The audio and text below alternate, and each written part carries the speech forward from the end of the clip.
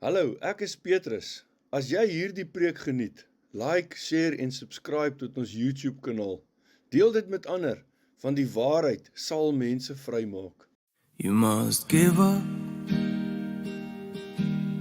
your own way and take up your cross every day. You must give up your own way and take up your cross every day and follow me. If you try to hang on to your life, you will lose it. But if you give up your life for my sake, you will save it. And what good will it be if you gain the whole world? What good will it be if you gain the whole world but lose your own soul? But lose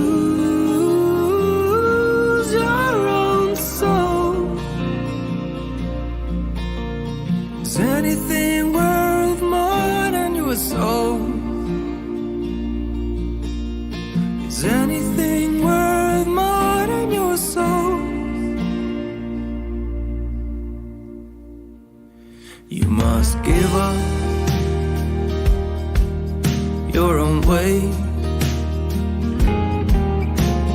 take up your cross every day. You must give up your own way, take up your cross every day and follow me, follow me. If you try to hang on to your life, you will lose it. If you give up your life for my sake, you will save it. What good will it be if you gain the whole world? Yes, what good will it be if you gain the whole world?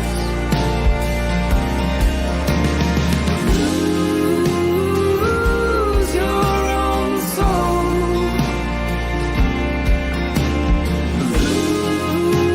Lose your own soul.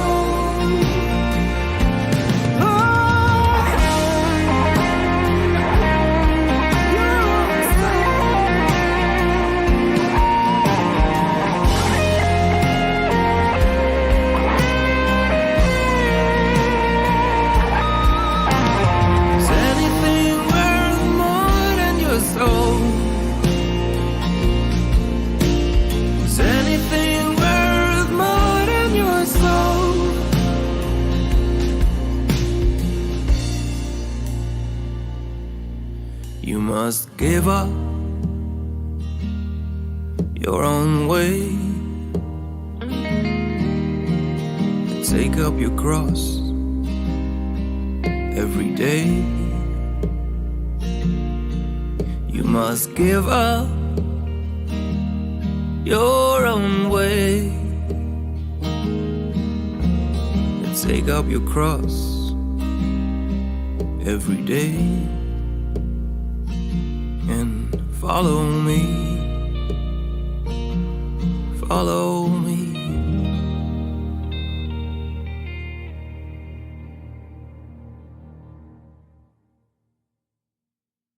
Jy dink, wat was die eerste ding wat die kerk gedoen het toe hulle gevul was met die Heilige Gees? Het julle gesien die mooi prentjie hierso teen die muur van Pinkster, waar die Heilige Gees geval het op die kerk? Eerste ding wat die kerk gedoen het, hulle het in tale gebid. En ek dink, as jy in die gawes van die Heilige Gees volloop en as jy voluit wil lewe, as jy dink, wat sê wetenskaplikes? Hulle sê, hoeveel van jou brein gebruik jy? Die average ou, hoeveel persentasie van sy brein gebruik hy? Weet julle? Wat sê julle? Die wetenskaplikes sê mos, jy gebruik mos net 10% van jou brein. Jy weet, jy gebruik mos net 10%. Maar hoeveel gawes van die Heilige Gees is daar? Dit is nie vangvrae nie, julle. Kom. Hoeveel gawes van die Heilige Gees is daar? Daar's 9. So die Heilige Gees gee jou, bemagtig jou om 100% van jou brein te gebruik. Adam kon 100% van sy brein gebruik. Maar met die Heilige Gees ontvang jy die gedagtes van Christus, die mind of Christ. Dan gebruik jy 100% van jou brein.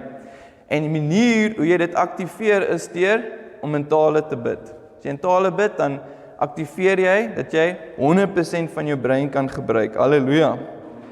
Prys die Here. Dis hoekom ek wil hê julle moet 'n bietjie in tale bid voor die preek, sodat julle 100% van julle brein kan gebruik in hierdie preek. Halleluja. Prys die Here. Halleluja. Selfsugtige mense kan nie gelukkig wees nie. Selfsugtige mense kan nie gelukkig wees nie. So ons moet 'n vooraf bepaalde besluit maak om vreugde te hê deur 'n vooraf bepaalde besluit te maak om te dien en te gee.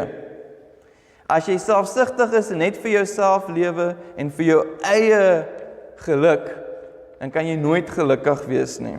Maar as jy 'n vooraf bepaalde besluit maak om vreugde te hê deur 'n vooraf bepaalde besluit te maak om te dien en te gee, dan gaan jy meer gelukkig wees. Halleluja, baie meer gelukkig. So die tema van die jaar gaan ons aan mee, ons is nou by deel 6. Nou moenie worry as jy nie die eerste 5 dele geluister het of kan onthou nie, hierdie preek is basies op sy eie, selfs al is hy gekoppel aan die ander preke, maar jy kan ontvang nog steeds, net om na hierdie preek te luister. So die vraag wat ons wil antwoord vandag is, voorsien God ryklik bonatuurlike vermoë en magtige krag vir elke aspek van die lewe. Voorsien God ryklik bonatuurlike vermoë en magtige krag vir elke aspek van die lewe. So, wat se jaar is dit vandag? Hierdie jaar, wat se jaar is dit? Hierdie is die jaar 5786. 5786 in die Hebreëse kalender of die jaar 2026. Maar wat interessant is, as jy 5 plus 7 plus 8 plus 6 bymekaar tel, gee dit vir jou 26. En die waarde van 26 is wat? Yahweh. Of jy kan sê Yahweh se waarde gee vir jou 26. Jud, hy, wav, hy. As jy dit bymekaar tel, is dit 26. En as jy kyk, toe ek gaan tel en toe kyk ek na wat is die 5786ste vers in die Bybel. Dit is Deuteronomium 32 vers 27. En dit sê, maar ek was bevrees dat die vyand my sou tart, dat hulle teenstanders kan misverstaan, sê misverstaan, en sê, ons krag het gewen. Dit was nie die Here wat dit gedoen het nie. So, dit is belangrik om te onthou, dat God se goedheid teenoor Israel is nie vanweë hulle goedheid nie, maar eerder ter wille van sy naam. 26, Yahweh. Die Here is goed ter wille van sy naam. Net so is dit nie ons goedheid wat veroorsaak dat die Here in ons lewens beweeg nie. Dit gaan alles oor ons geloof in Jesus en wat hy vir ons gedoen het. Dit gaan alles oor ons geloof in Jesus en wat hy vir ons gedoen het, nie in ons goedheid nie. Wanneer jy God vertrou, dan sal hy ter wille van sy naam, 26, Yahweh, ter wille van sy naam, seker maak dat goedheid en genade jou agtervolg. Prys die Here. Nou dit was 'n vinnige opsomming van verlede week se preek. En ons het ook gesê, die boek Psalms is die 19de boek in die Bybel. So dit beteken, as jy die Psalms vat as die 1900s, is Psalm 126 die profetiese Psalm vir hierdie jaar. So ons het deur die hele Psalm 126 gegaan, maar vandag wil ek net hersiening doen op vers 5 en 6. So Psalm 126 vers 5 tot 6 sê, hulle wat met trane saai, sal met vreugde maai. Hulle wat met trane die saadsak loop en dra, sal beslis sing van vreugde, wanneer hulle die gerwe dra. Nou hierdie is letterlik, soos wat ons in daai liedjie gehoor het, en ons gaan na 'n party van daai verse kyk, maar soos Markus 8 en sovoorts, en ons het gesien Lukas 9, wat sê Jesus, wanneer jy jou lewe vir hom, terwille van hom opgee, terwille van die evangelie en terwille van Jesus opgee, dan ontvang jy eintlik juis eers die lewe. As jy jou lewe opgee, kry jy Jesus se lewe. En wat sê dit hierso? As jy die saadsak loop en dra, as jy die kruis loop en dra, wat gebeur? Sal jy beslis vreugde oes. Jy sal beslis vreugde oes. Nou wat is die kruis? Wat is die saadsak? Die saadsak en die kruis is om te gee. Dit is om te dien. So as jy 'n besluit maak, 'n vooraf bepaalde besluit maak om die Here te dien en te gee met vreugde, wat gebeur? Jy sal beslis vreugde oes. Sien julle dit? Markus 8 vers 35 sê, Jesus het gesê, as julle probeer om julle lewe selfsugtig vir julleself te bewaar, sal julle dit verloor. Maar as julle lewe ter wille van my en ter wille van die goeie nuus prysgee, sal julle dit juis red. Sal julle dit juis red. So dis ter wille van Jesus se naam en ter wille van die evangelie. Nou dit gaan nie daaroor om onsself dood te maak nie.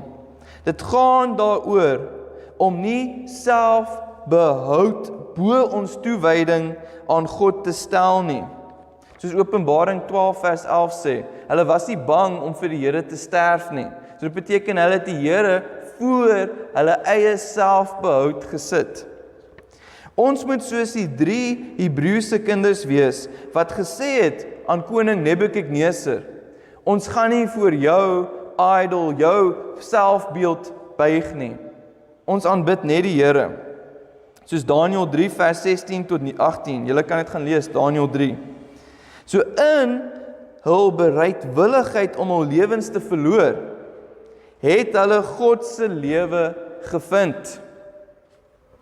Net so, wanneer ons aan ons selfsugtige welluste sterf, vind ons God se lewe, wat baie beter is.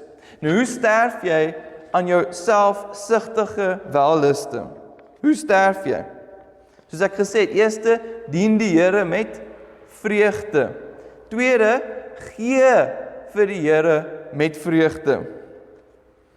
Sê dien en gee, dien en gee. Nou wat sal party mense sê?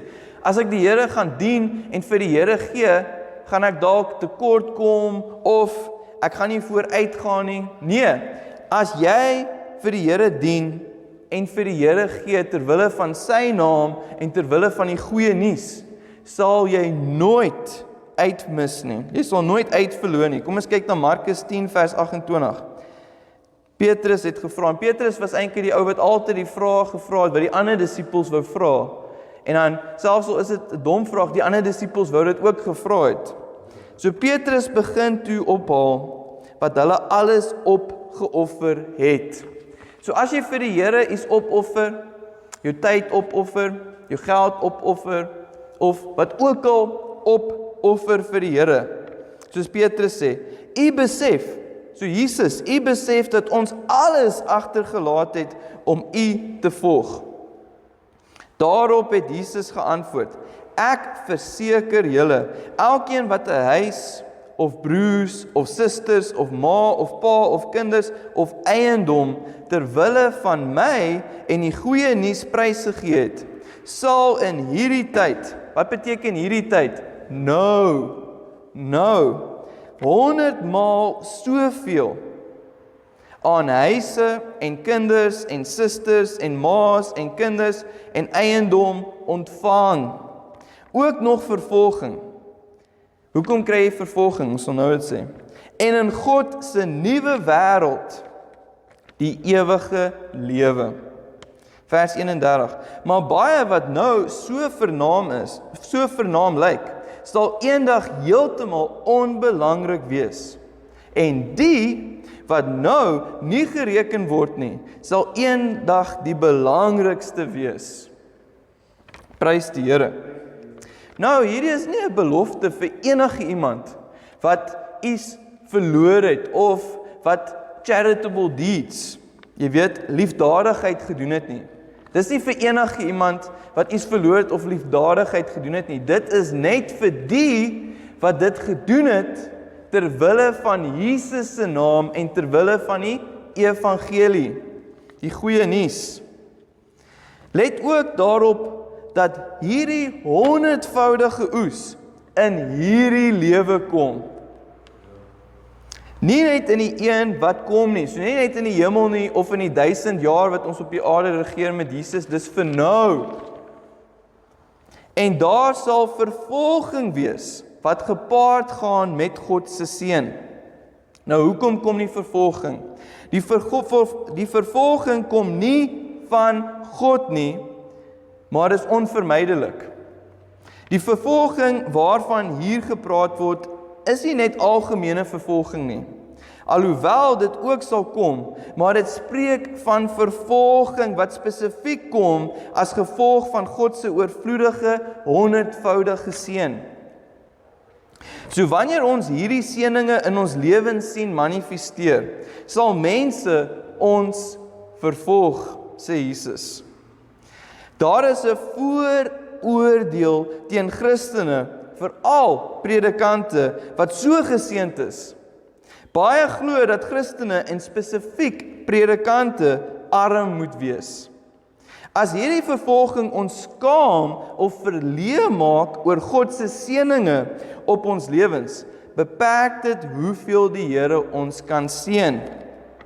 Diegene wat huiwerig is om oor God se seëninge op hul lewens te praat, omdat hulle vrees hoe ander dit sal verneem, opereer in die vrees van die mens. Maar ons moet die Here op die Here roem.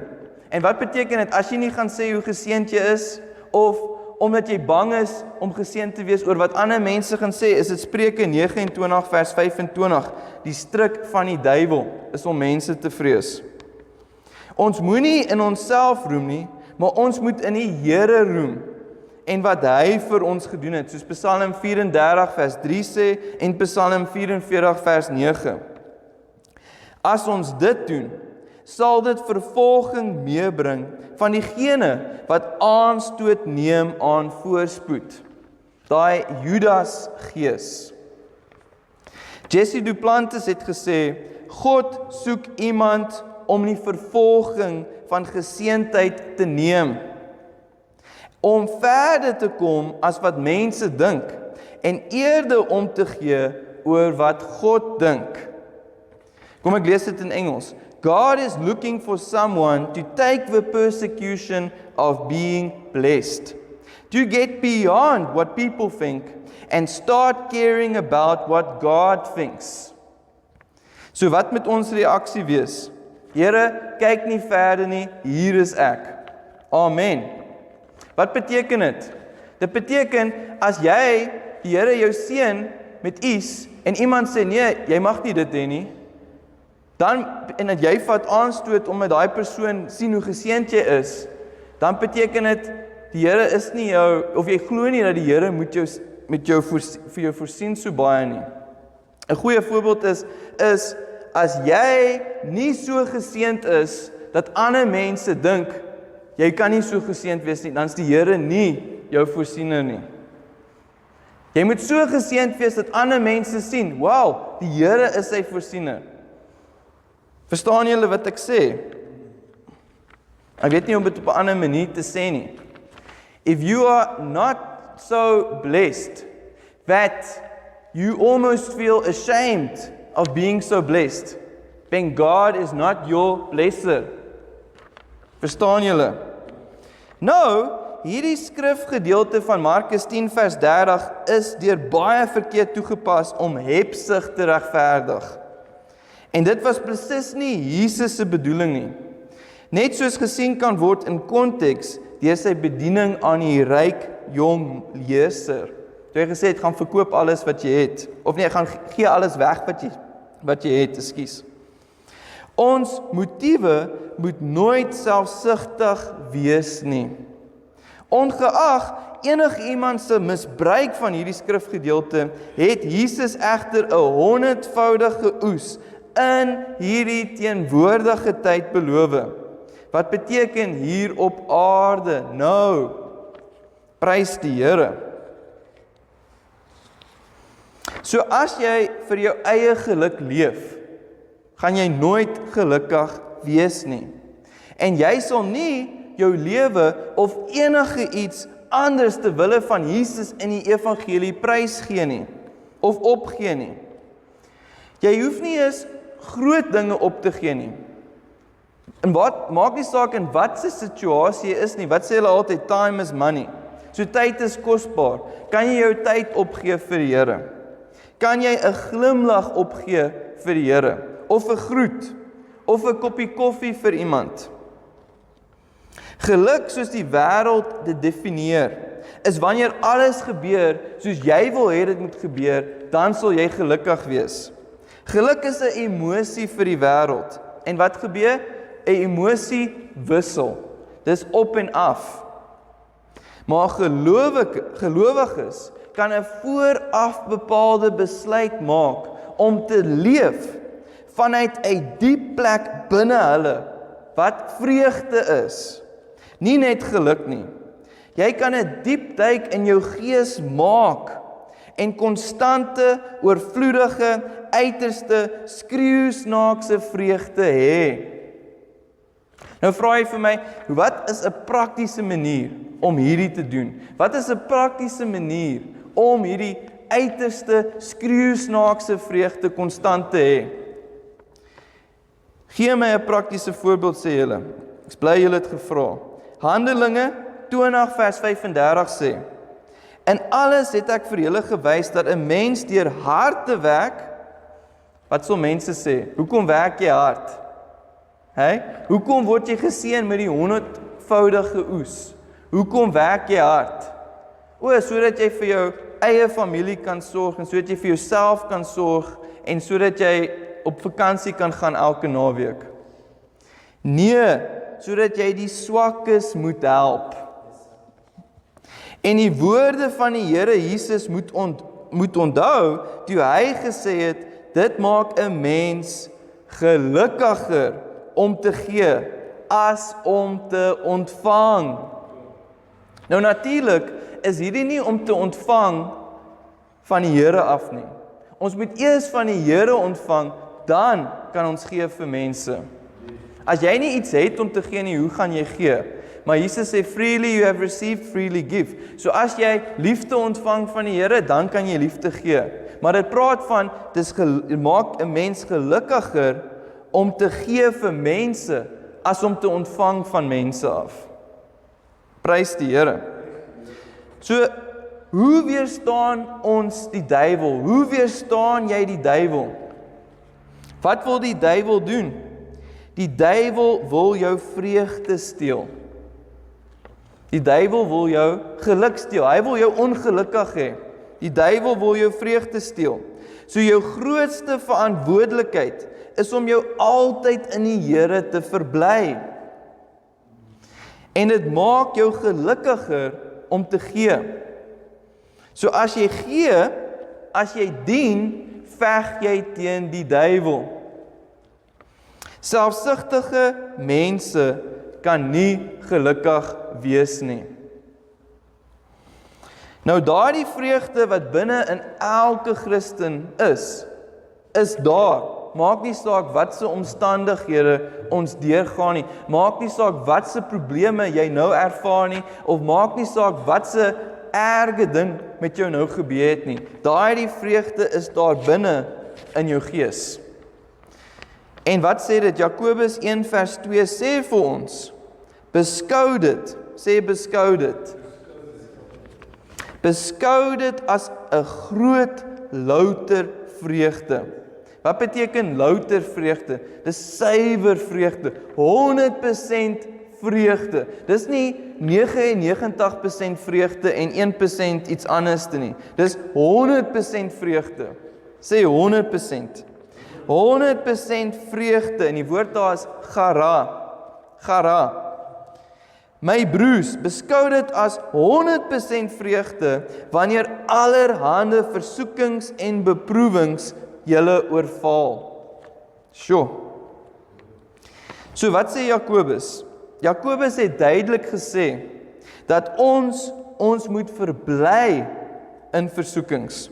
God lei ons nie in versoekings nie, maar hy is altyd met ons. Ons kan dus selfs te midde van beproewings verbly, wetende dat die Here ons aan die ander kant sal uitbring. Nou, hoe doen jy dit prakties? In die versoeking moet jy die Here dien. In die versoeking moet jy vir die Here gee. Kom ek lees dit in die RIV. My liewe broers en mede-kamerade, ek dring nou dadelik by julle op om 'n vooraf bepaalde besluit te neem. Sê vooraf bepaalde. Vooraf bepaalde besluit te neem. Dit beteken, vooraf bepaalde besluit beteken, dat maak nie saak hoe jy voel nie. Jy gaan dit doen.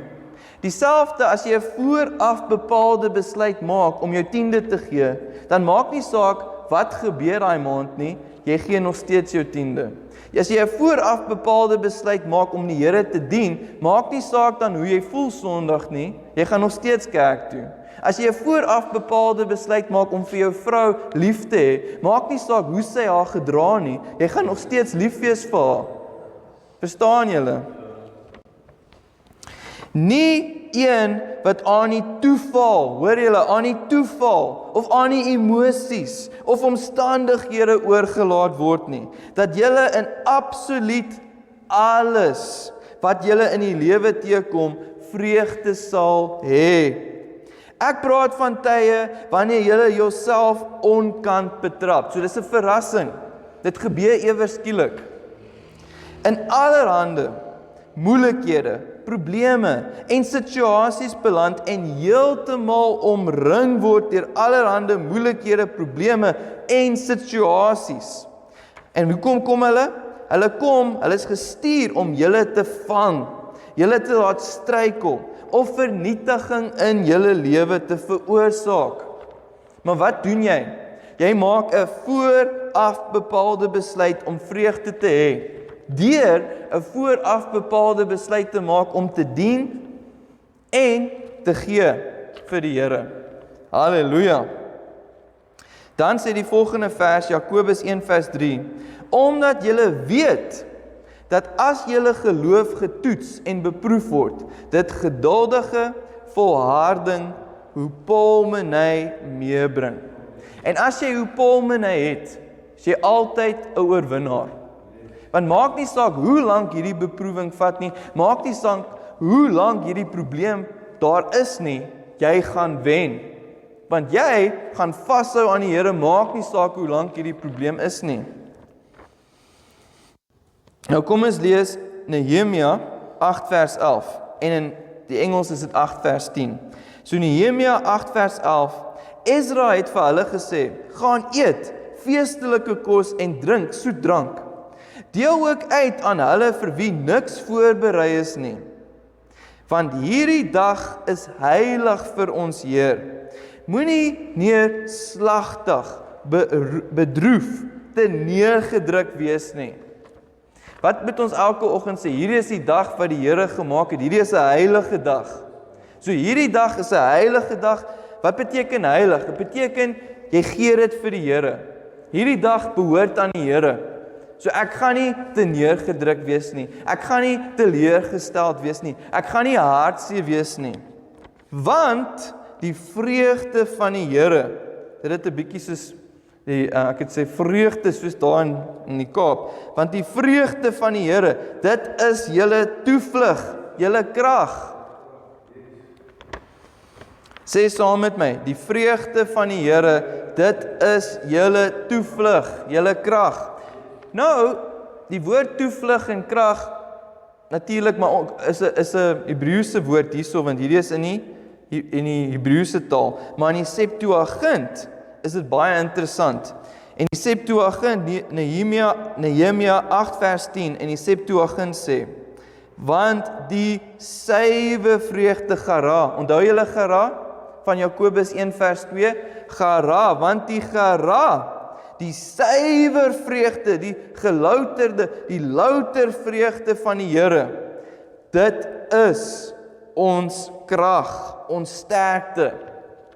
En die woord daar vir krag, sterkte is eschios. Eschios. Nou, wat is eschios? Dis die prentjie van 'n bodybuilder. Van 'n bodybuilder. Kom ek lees vir julle, krag, eschios. Dis die bonatuurlike vermoë en magtige krag. Dit is 'n beeld van 'n magtige, sterk man met groot spiervermoëns. Ek weet nie of julle al YouTube video's gekyk het van Anatoly. Anatoly is hierdie ouetjie en dan loop hy en dan sien die bodybuilder besig om swaar gewigte op te tel. En dan maak Anatoly asof hy net 'n skoonmaker is. Hy sê die skoonmaak en dan kom hy in en sê hy, kan ek gou hier mop onder die gewigte? En dan sê die ou soos nee, jy gaan jouself seemaak. En hy sê soos nee, ek sal net gou skuif en dan het hy die klere aan asof hy 'n skoonmaker is en dan tel hy daai swaar gewig op en dan skuif hy hom en dan sê ouens soos wat gaan aan? So hierdie spierman is daai prentjie vir my soos Anatoly of Arnold Schwarzenegger. Is die ou met die spiervermoëns. Spierkrag of fisiese krag om in enige situasie te seëvier. Kom ek lees vir julle 1 Petrus 4 vers 11. Want nou sê julle, okay, so die Here se vreugde, die geraaf van die Here, dit is my spierkrag. Dit is my spiervermoëns. Dit is my die bo-natuurlike vermoëns. Maar nou vir wat? Hoekom gee die Here vir jou hierdie spierkrag? Net vir selfsugtige redes vir jouself, sodat jy kan pose in die mirror vir jouself, om na jouself te kyk in die spieël en sê, kyk hoe lekker gespierd is ek, of kyk hoe goed is ek, kyk hoe slim is ek, kyk hoe goed kan ek sing, kyk hoe goed kan ek klavier speel, kyk hoe goed kan ek hierdie werk doen, met geldwerk of wat ook al. Nee, die Here gee vir jou hierdie bo-natuurlike spierkrag. 1 Petrus 4 vers 11 in die RIV. As iemand soos die geval waarskynlik is, as die spreekbuis van God spreek. So dit beteken wanneer die predikant praat, wanneer jy preek, moet jy die spreekbuis van God wees. As die spreekbuis van God spreek, of as iemand soos die geval waarskynlik is dien, laat hom dit doen deur uit die put te trek wat binne in sy gees is, uit die put te trek die bo-natuurlike vermoë en magtige krag, die eschios, sê eschios, wat God so oorvloedig voorsien om ons vir elke toneel in die lewe te bemagtig. Vir elke toneel. Want wat is maklik om te sê, nee, hierdie Sondag is ek te moeg om te help, of hierdie Sondag is ek te moeg om te preek, of hierdie Sondag is ek te moeg om te worship, of wat ook al. Wat sê die Bybel hierso? Vir elke toneel, vir elke aspek, vir elke area in die lewe te bemagtig. Dit alles word gedoen sodat God en elke enkele gebeurtenis in die lewe verheerlik en groot gemaak kan word. So hoekom gee die Here vir jou hierdie krag? Hierdie isgeos, hierdie bonatuurlike vermoë en magtige krag, sodat God se naam verheerlik kan word. Dit is 26 vir Jahwe se naam, vir Jahwe se naam. Dit alles word gedoen sodat God in elke enkele gebeurtenis in die lewe verheerlik en groot gemaak kan word deur Jesus Christus, aan wie die luisterryke en gewigtige heerlikheid en onoorwinnelike, oorweldigende en onweerstaanbare krag toekom, tot in die onmeetlike uitspansel van die eeue wat nog kom. En om die belangrikheid van wat ek vir julle sê te aksentueer, voeg ek selfs 'n amen by, om die punt te beklemtoon. Amen. Prys die Here.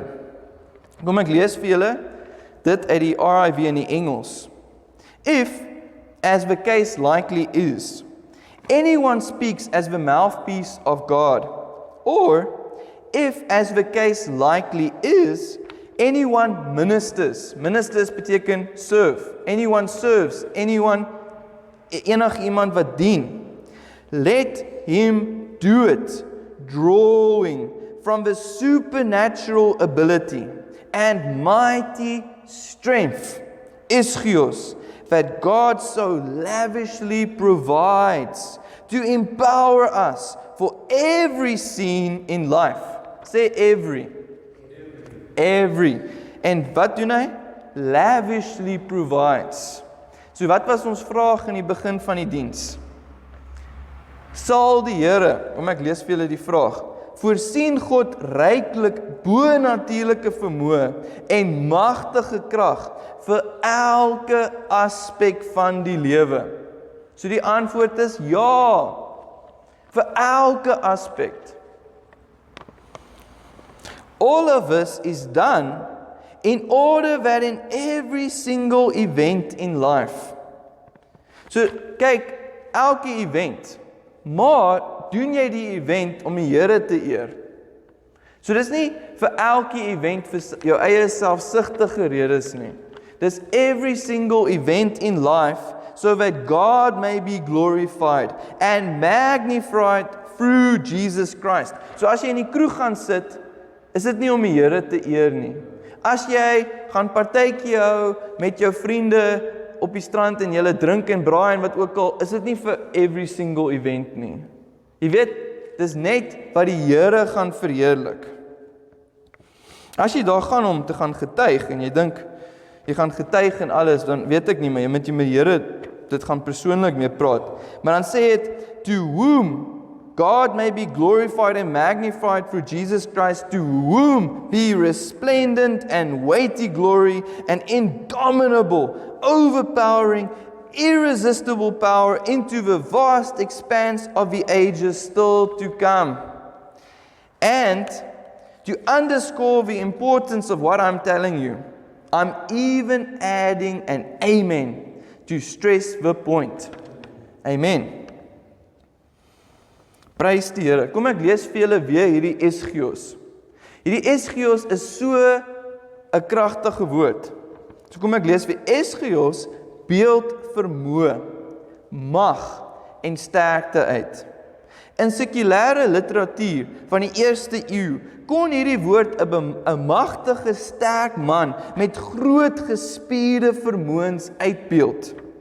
So 'n magtige individu het die spierkrag of fisiese krag besit om enige teenstander te verslaan of 'n persoon of situasie te seëvier. Dit word op verskeie maniere in die Nuwe Testament gebruik om God uit te beeld as bekwaam, magtig, gespierd en in besit van al die mag en vermoë wat nodig is om enige vyand te oorkom of enige nodige daad te volbring. Hierdie einste woord word in Efesiërs 1 vers 19 gebruik om die magtige krag te beskryf wat God uitgeoefen het toe hy Christus uit die dood opgewek het. So die Here het al sy gespierde krag gebruik om Jesus uit die dood op te wek. Soos jy kan net sien, die Here het 'n deadlift gedoen. Hy buig af en hy het Jesus uit die dood opgewek. Prys die Here, hy het al sy gespierde krag gebruik. Wat dus die magtige spierkrag van God aandui, wat nodig was om Christus uit die dood op te wek en hom dan aan sy regterhand boor alle owerhede en magte te laat sit. So jy kan sien, hy het Jesus uit die dood opgewek. Ja, hy het Jesus opgewek en toe sit hy hom aan die regterhand van sy troon. Halleluja. Gaan kyk 'n paar YouTube video's van mense wat deadlift en dan clean press. Eintlik dis so, jy gaan so. So iets, ek weet nie. Maar die Here het al hierdie gespierde krag gebruik om Jesus uit die dood op te wek. Maar waar is daai gespierde krag nou? Efesiërs 1 vers 19 stel egter ook dat dit dieselfde krag is. Sê dieselfde. Dieselfde krag is wat nou werk in die wat glo. En nou, in 1 Petrus 4 vers 11, stel Petrus dat hierdie selfde krag in elke gelowige woonagtig is. En dat elke Christen in staat is om dit uit te trek. Uit te trek uit waar? Uit hulle gees uit. Daardie bo-natuurlike deposito van vermoë, krag, mag en sterkte. Halleluja. Maar soos ons gesien het, wat sê Nehemia 8 vers 11 of 8 vers 10? Dit sê, die gara van die Here, dit is jou ischios. So dit vat krag om te dien en te sê, dit is my plesier met 'n glimlag, om te dien met vreugde. Dis so aktiveer jy die ischios van die Here. Prys die Here. Nou word gawes verkeerd hanteer in die kerk. Die ding is, ons het almal gawes ontvang. Ons het almal ischios ontvang om die Here te dien. Maar die kerk is hier sodat jy daai gawes kan oefen. Onder die autoriteit en onder die toesighouding van die leiers en die pastore. En die wat baie gawes het, kort nog meer disippelskap. Want watter gees dryf die gawe? Daar's baie mense wat gawe het om te kan sing. Maar as jy nie met die regte gees sing nie, dan die persoon wat in die klub sing, kan net so goed klink in die kerk. Maar dit gaan oor dat jy die gawe wat die Here vir jou gee, daai vreugde, daai gawe gebruik om die Here te dien ter wille van sy naam. Halleluja. Kyk, ek skiep 'n paar bladsye vir julle. Halleluja. So diegene wat gawes van geboorte af gehad het, moet dikwels meer as ander disipel word. Sonder disippelskap kan hulle slagoffers word van verkeerde begrip en werking van hul gawes. Hierdie mense moet leer wat die Bybel oor sulke dinge sê, oor sulke gawes sê, insluitend die korrekte werking daarvan. So ons almal het gawes, sê ek het 'n gawe. Ek het 'n gawe. En dit is belangrik dat jy die gawe wat God jou gegee het, ontwikkel tot die glorie van Jesus en jou medebroers en susters. So as die Here jou 'n gawe gehad het om 'n instrument te speel, maar jy gebruik dit net om in die klub te gaan speel of wat ook al, as die Here jou 'n gawe gegee het om met mense te werk, maar jy doen dit net vir besigheid of wat ook al jou gawe is. Jy moet dit doen vir die Here se glorie. Hoekom? Want jy tel. Jy's belangrik. Jou lewe maak saak.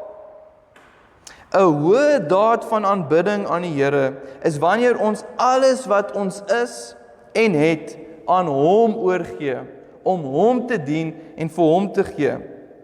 Hoe weet jy dat jy vir die Here dit oorgegee het? Jy dien die Here met vreugde. Jy gee vir die Here met vreugde, terwille van sy naam en terwille van die evangelie.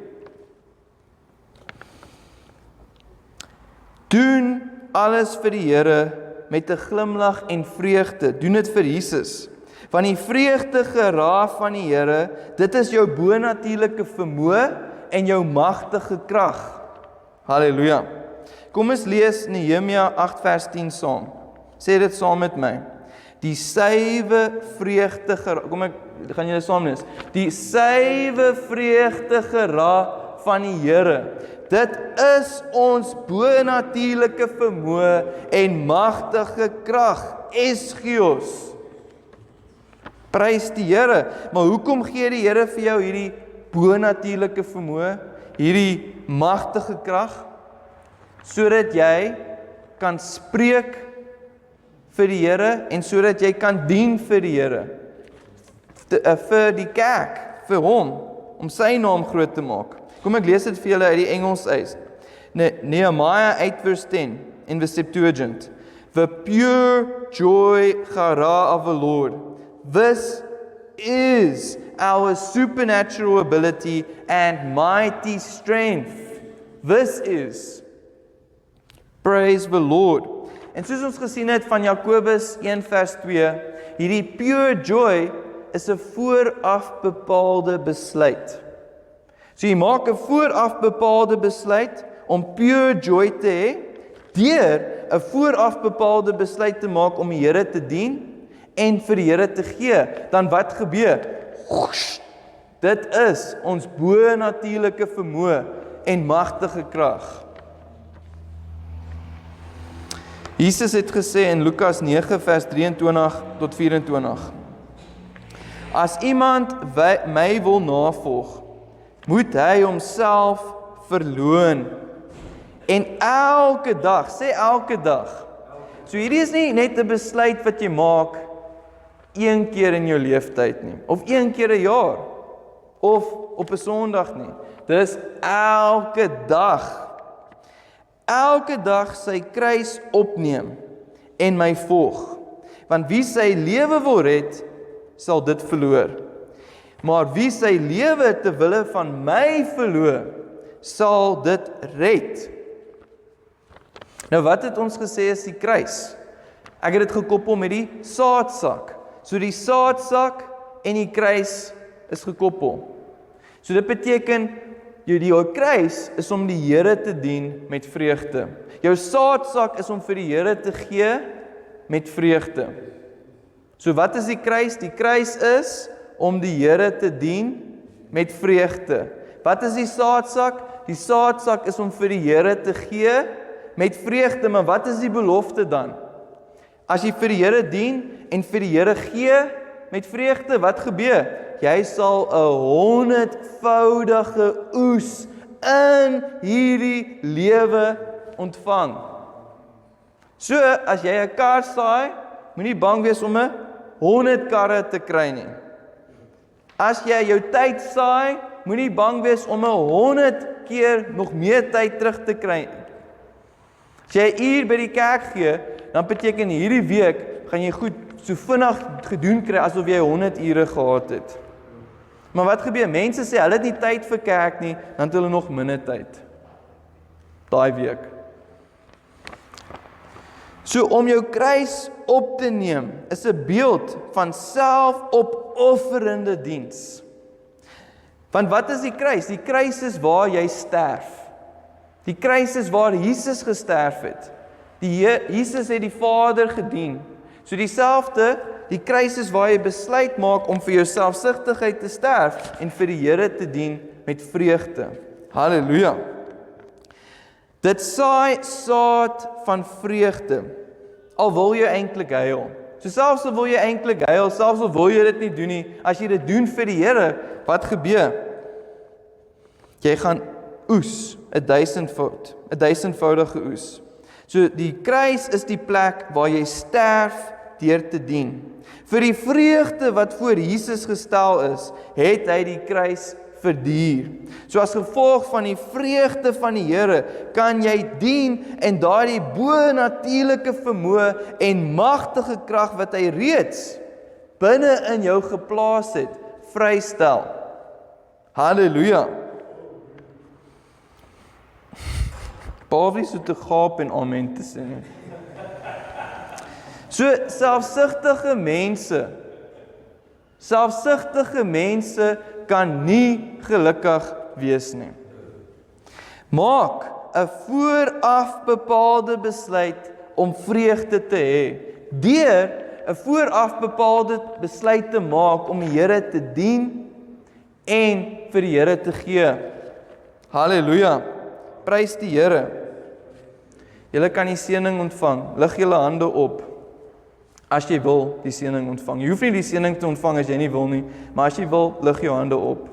Yevarechecha Yahweh ve'yishmarecha. Ya'er Yahweh penav elecha vichuneka. Yisa Yahweh penav elecha v'yasem lecha shalom. Abba Vader, baie dankie vir almal wat U is. En baie dankie dat elke persoon wat U is, dat U hulle ryklik seën en hulle grootliks vermeerder. Dankie dat U hulle empower met sukses, met voorspoed, met fecundity en met longevity. Baie dankie Here dat U hulle beskerm. 1000 kan val aan hulle linkerkant, 10,000 aan hulle regterkant. Dit sal nie naby hulle kom nie. Dankie Here dat geen onheil sal hulle tref en geen plaag naby hulle tent kom nie. Dankie Koning Jesus dat U vir ons glimlag. En dan omdat ons daai glimlag van U het ons, weet ons het U vreugde in ons harte, in ons gees. En ons kan besluit om vreugde hierdie week te hê. Want ons weet, U gee vir ons U vreugde en U gara, U 100% vreugde. Baie dankie Here, U 100% vreugde en genade. En baie dankie Heilige Gees dat U aangesig oor ons verhef en U gee vir ons U vrede shalom. Dankie Here vir U shalom in ons liggame, U shalom in ons huise, U shalom vir ons huwelike, U shalom vir ons werke, U shalom op die pad as ons ry, werk toe in elke area van ons lewe. Dankie julle vir U perfekte shalom in Jesus se naam. Amen. Prys die Here. Hallo, ek is Petrus de Tooy. As jy hierdie preek geniet het, like, share en subscribe tot ons YouTube kanaal. Deel dit met ander, want die waarheid sal mense vrymaak. Om Jesus as jou Here en Verlosser aan te neem, is die belangrikste besluit ooit. Romeine 10:9 en 10 sê, as jy met jou mond bely dat Jesus die Here is, en jy glo met jou hart, dat God hom in die dood opgewek het, sal jy verlos word. Met die hart glo ons en word regverdig verklaar. Met die mond bely ons en ons word verlos. Deur sy groot genade het Vader deur Jesus alles nodig gedoen dat jy gered kan wees. Bid saam met my. Jesus, ek bely dat U my Here en Verlosser is. Ek glo met my hele hart dat God U uit die dood opgewek het. Deur geloof in U woord, ontvang ek nou U verlossing. Amen. Prys die Here. Nou dat jy wedergebore is daar 'n splinternuwe jy saam met Jesus in jou.